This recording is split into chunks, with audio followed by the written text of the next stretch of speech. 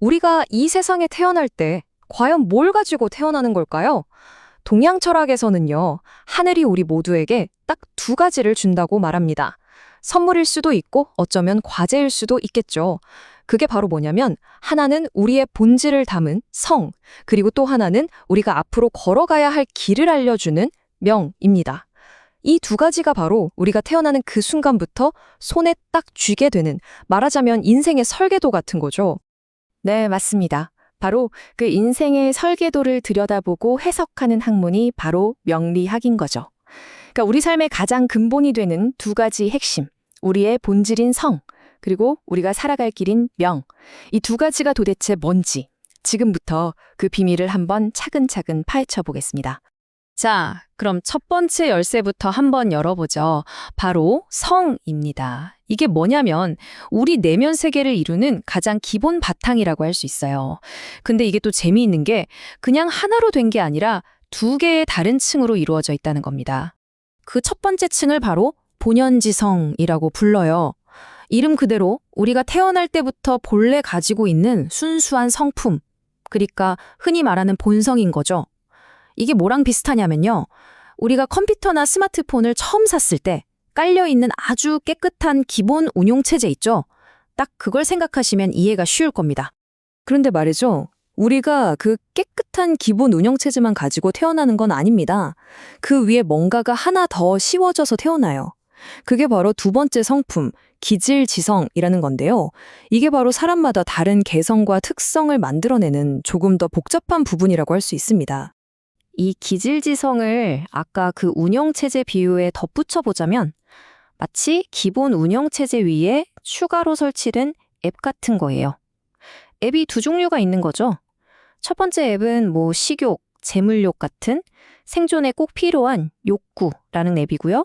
그리고 두 번째 앱은 기쁨, 슬픔, 분노처럼 우리 삶을 아주 다채롭게 만들어주는 감정이라는 앱입니다.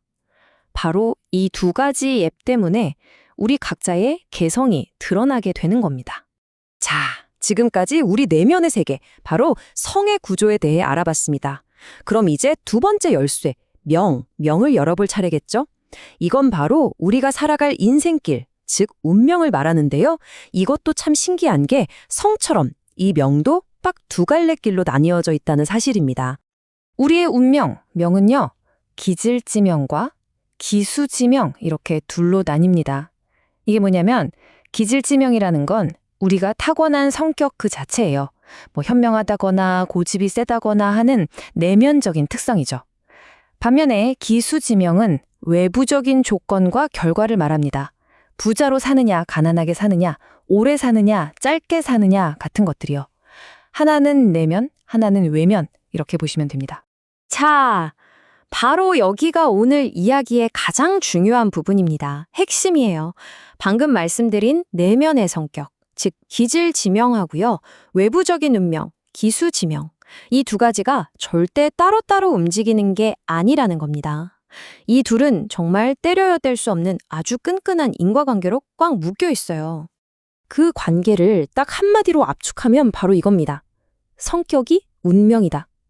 많이 들어보셨죠? 이게 무슨 말이냐면 내가 타고난 성격, 그 기질이 결국 내 인생의 결과물, 즉 나의 운명을 내 손으로 직접 만들어간다는 뜻이에요.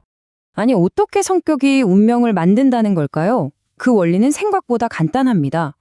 자, 만약에 내가 타고난 기운, 즉 기가 좀 탁하고 흐릿해서 판단력이 흐리다고 해봐요. 그럼 어떻겠어요? 눈앞에 좋은 길이 있어도 그걸 알아보지 못하는 겁니다. 그리고 또 내면의 바탕인 질이 거칠어서 욕심이 많으면요. 머리로는 뭐가 옳은지 알면서도 당장 눈앞의 이익 때문에 그릇된 선택을 하게 되는 거죠. 결국 이 선택의 순간순간들이 모여서 운명이 되는 겁니다. 한번 생각해 보세요. 이렇게 다듬어지지 않은 기질을 가진 사람이 자기 욕구나 감정을 다스리지 못하고 그냥 터져나오는 대로 내버려 두면 어떻게 될까요? 결국에는요, 자기가 원래 가지고 태어난 그 괜찮았던 운명마저도 자기 손으로 망가뜨리게 되는 거예요. 그리고 그 결과는요, 정말 무서울 정도로 명확합니다. 가난하게 태어난 사람은 더 깊은 가난의 늪으로 빠지고요. 낮은 자리에서 시작한 사람은 더 낮은 곳으로 굴러 떨어지게 됩니다. 심지어는 좋게 타고난 운명마저도 완전히 엉망으로 뒤틀려버리죠. 도대체 왜 그럴까요? 이유는 하나입니다. 자신의 욕심과 감정을 양심에 따라 쓴 게 아니라 오로지 이기심을 채우는 도구로 써버렸기 때문이에요. 자, 그렇다면 말이죠. 우리는 왜 이렇게 복잡해 보이는 명리학을 공부해야 하는 걸까요? 그냥 내 미래가 어떨지 점치듯이 맞추려고 하는 걸까요? 사실 대부분의 사람들이 명리학에 기대하는 것과 명리학이 진짜 우리에게 알려주려는 그 목표점 사이에는 약간의 차이가 있습니다. 솔직히 까놓고 말해서 우리 대부분 뭐가 궁금하죠? 나 부자 될 수 있을까? 건강하게 오래 살까? 이런 거잖아요. 그쵸? 그러니까 외부적인 운명, 기수지명에 관심이 확 쏠릴 수밖에 없어요. 인간이니까 당연한 궁금증이죠. 하지만 명리학은 바로 거기서 멈추면 안 된다고 얘기합니다. 그건 진짜 문제가 아니라 그냥 결과일 뿐이라고요. 명리학을 공부하는 진짜 목적은 바로 다른 곳에 있습니다. 그건 바로 내 안을 들여다보는 거예요. 나의 타고난 기질, 그 기질 지명이 도대체 어떤 모습인지 정확하게 파악하고 그걸 더 좋은 방향으로 다듬어가는 것. 바로 이게 핵심입니다. 왜냐하면 내 운명을 바꿀 수 있는 유일한 열쇠가 다른 어디도 아닌 바로 내 안에 있으니까요. 그렇다면 이제 모든 이야기는 이 마지막 질문 하나로 모아집니다. 여러분, 만약 정말로 내 운명을 바꾸고 싶다면 가장 먼저 무엇을 들여다봐야 할까요? 유명한 책도 아니고 용한 사람도 아닙니다. 정답은 이미 여러분 자신 안에 있습니다. 모든 변화의 시작은 바로 나 자신의 성품과 기질을 정면으로 마주하는 그 순간부터입니다.